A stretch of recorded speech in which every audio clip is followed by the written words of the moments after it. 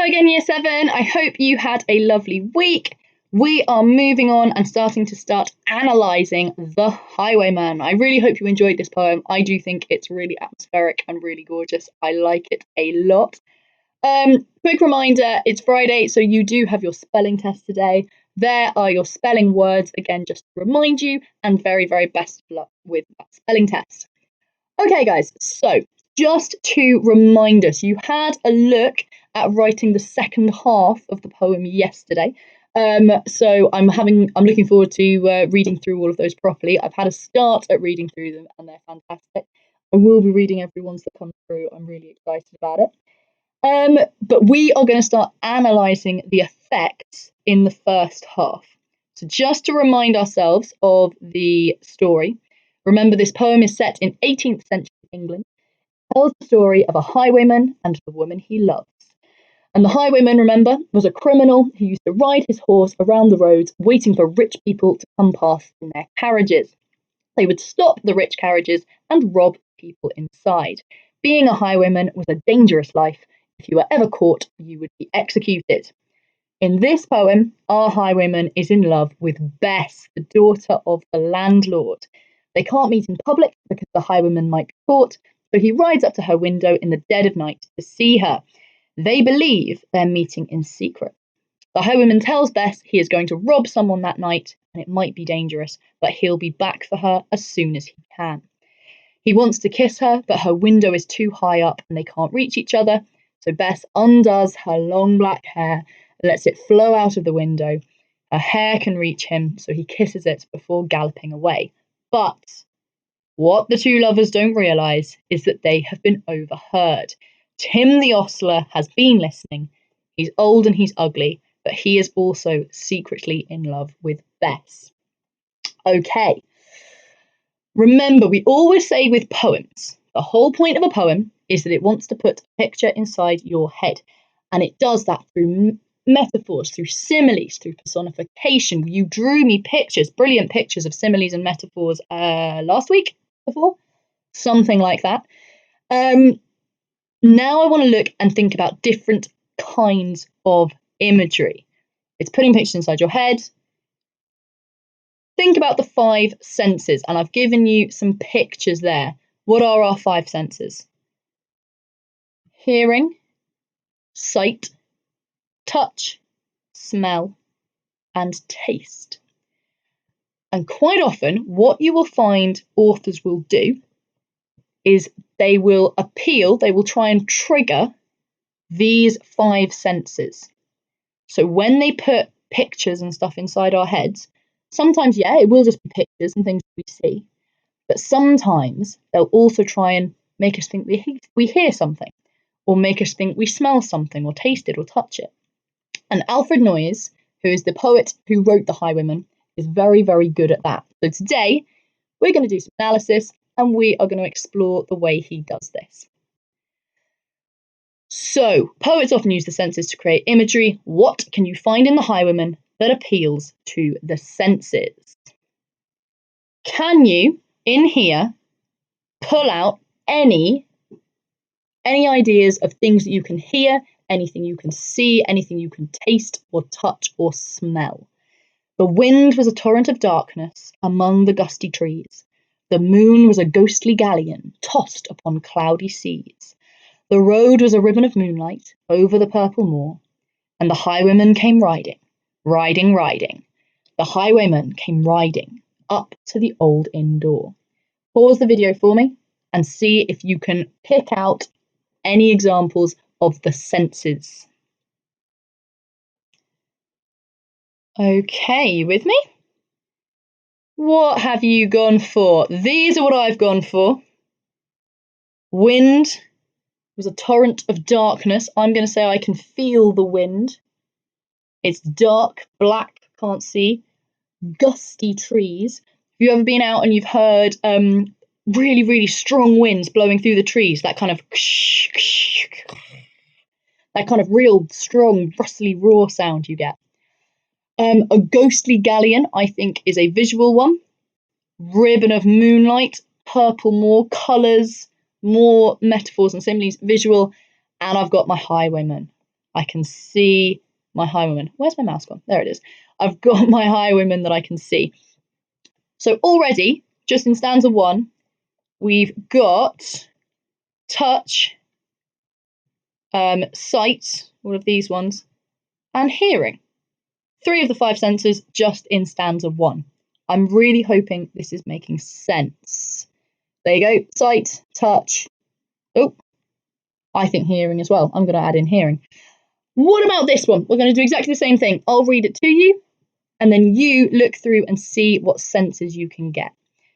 He'd a French cocked hat on his forehead, a bunch of lace at his chin, a coat of the claret velvet, and breeches of brown doeskin. They fitted with never a wrinkle. His boots were up to the thigh, and he rode with a jewelled twinkle, his pistol butts a twinkle, his rapier hilt a twinkle, under the jewelled sky. Pause the video for me here. What senses can you find?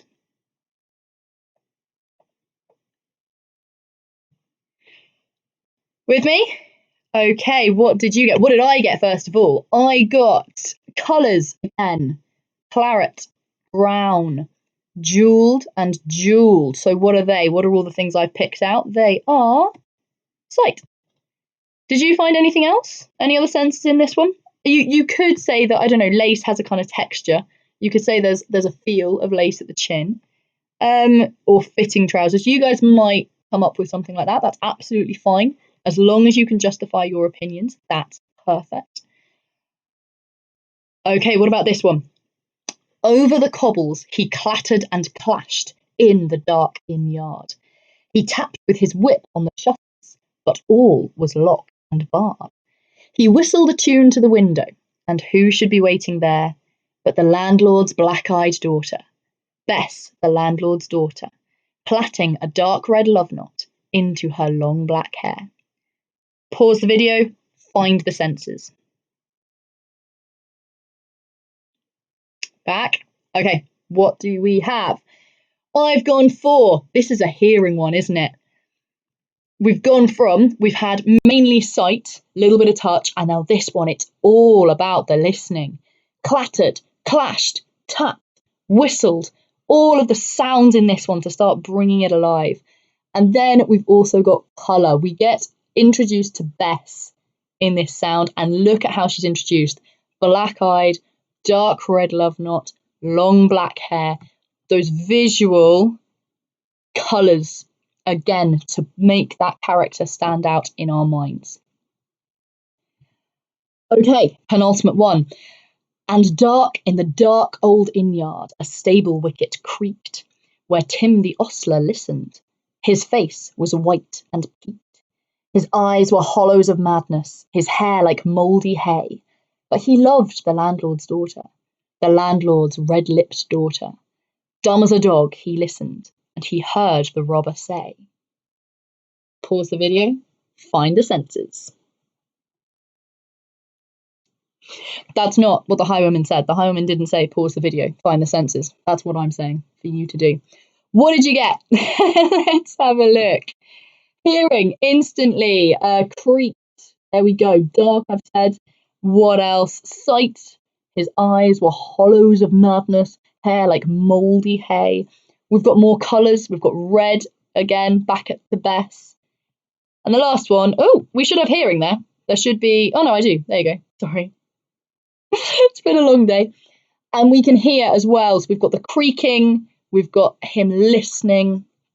You can almost imagine him in the darkness straining. Like, you know, when you're desperately trying to hear something, but it's just that bit too quiet. And you're kind of straining your ears to listen as hard as you possibly can. That's what I imagine Tim the ostler doing in this stanza. Okay, last one. One kiss, my bonny sweetheart. I'm after a prize tonight. But I shall be back with the yellow gold before the morning light. Yet, if they press me sharply and harry me through the day, then look for me by moonlight, watch for me by moonlight. I'll come to thee by moonlight, though hell should bar the way. Find the senses. What did we get? What did we get in this last one? Hearing, he's speaking. One kiss, we can hear the highwayman's voice. Probably doesn't sound like my voice at all. I hope it wouldn't.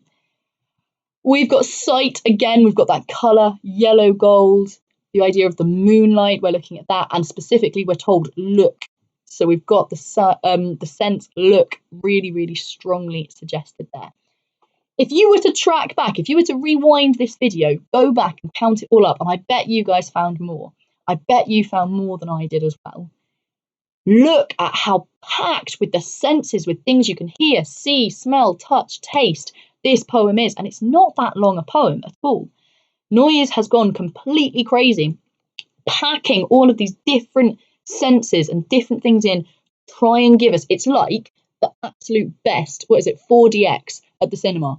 You know when you go to the cinema and you've got the screen and it's in 3D, but then the cinema also, like, your chair moves you and it sprays water at you, or it changes the temperature and stuff, and you've got surround sound, so it sounds like things are coming from different bits in the cinema. That is what Noyes is trying to do with this poem. He's trying to put you in a place and then say, this is what you can see, but I'm also going to tell you what you can hear. I'm also going to tell you what you can feel. All of that to try and build up that really comprehensive picture. Oh, there you go, touch as well, sorry. Oh no, I did. I had one more stanza. That's annoying. Sorry. As you can tell, it's been a really long day. That's really my bad. All right, we'll do this last one. We'll do this last one and see, to bring it all together, and see if you guys can pick out all the senses in this. He rose upright in the stirrups. He scarce could reach her hand, but she loosened her hair in the casement. His face burnt like a brand, as the black cascade of perfume came tumbling over his breast, and he kissed its waves in the moonlight. Oh, sweet black waves in the moonlight. And he tugged at his rein in the moonlight and galloped away to the west. Now, for the final time, please pause the video and find me those senses. Oh dear, it's definitely Friday, isn't it? Okay, right, let's have a look. First of all, first one I saw, we've got smell, definitely, the perfume. You know when you get out of the shower, particularly if you've got long hair, or you have your hair tied up in a ponytail and you take it down and you can smell your shampoo all over again. You imagine the sweet smell of her hair falling down over him. What else have we got? We've got sight, so we've got colours again. We can see him galloping. We've got those verbs, that movement. Last but not least, we've got touch. He's trying to reach her hand, touch it. His face is burning. He's blushing, so he can feel that. And he's touching her hair. Well, there we go. And now we've made it through. So we kind of talked about this already, didn't we? But have a little pause the video in a second. What is that effect that Alfred Noyes is trying to have on the reader? See if you can, please, just pause the video, grab yourself a pen and paper, see if you can put in your own words that idea of all the senses being given to us to try and build up a complete picture, to try and make us feel as though we're actually there in the moment. Pause the video, make some notes on that. Okie dokie, lovely. Moving on. Miss Cummings, this is what I think. It makes it seem more real. It kind of helps me to experience the situation. This is what I was talking about before.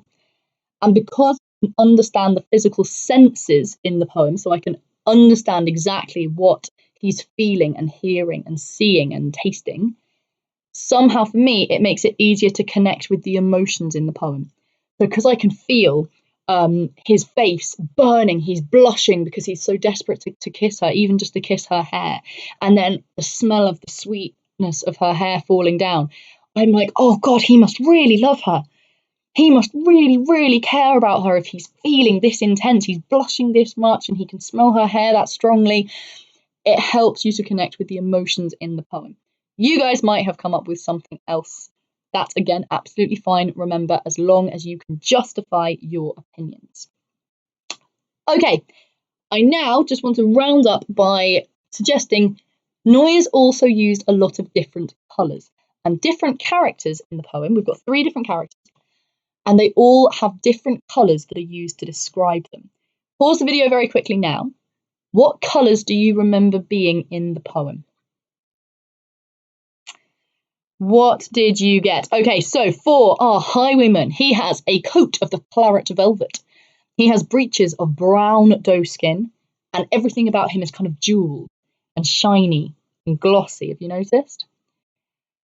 Poor Tim the ostler, white face, hair like mouldy hay. I'm kind of thinking like off yellow, like a kind of nasty off yellow. And we've got our Bess. She's the Black Eye's daughter, a dark red love knot into her black hair, the landlord's red lipped daughter, and the black cascade of perfume, which is her hair. So if we sum it all up, the highwayman's colours are dark red, brown, shiny, sparkly things. Poor Tim is white and yellow, bit of an egg. And then Bess is very strongly, it's red and black. All the imagery with Bess is just red and black. Why? This is my final question. What do the different colours suggest about each character? What do you associate with each of these colours? So for the highwayman, for Tim the ostler, and for Bess, we've got these different colour schemes that go with them. And the question I want to leave you with today, what do those colours make you think about each character? A dark red, a brown, a shiny. What do you associate with brown? Does brown go with shiny? How does that connect? What might you get from that? White and yellow, what does this make us think about Tim? Traditionally, what does it mean if you're yellow? If you're, it means you're a coward, basically, if you've got a yellow streak through it. That's what they say. If somebody has a yellow streak, they've got a cowardly streak. They're not very brave. And then red and black, what kind of things do you associate with those colours? Because believe you me, guys, it is significant that Noyes has chosen these colours for each one of his characters. Have a little think about that. Nothing is ever done by accident in a poem. Oh, I love this poem so much. I really, really do. It's marvellous. And on that note, I think we will leave it for today. Oh dear, it's definitely Friday. I'm sorry. I was forgetting slides and all over the place today. I've still got to do the challenge video today. I think I'm definitely going to need to go and get my cup of coffee. So who knows how that challenge video is going to go. If you fancy a laugh, I think, grab yourself a cup of coffee, come over, have a watch of the challenge video. Everybody is welcome, as always. But it might just about be the thing that finishes my brain off today. That you do have a spelling test, but you're always so good at doing that, so I'm sure you've probably all already done it already. Other than that, have an amazing weekend, my lovelies. Take care of yourselves, and I will see you as soon as possible. Bye bye.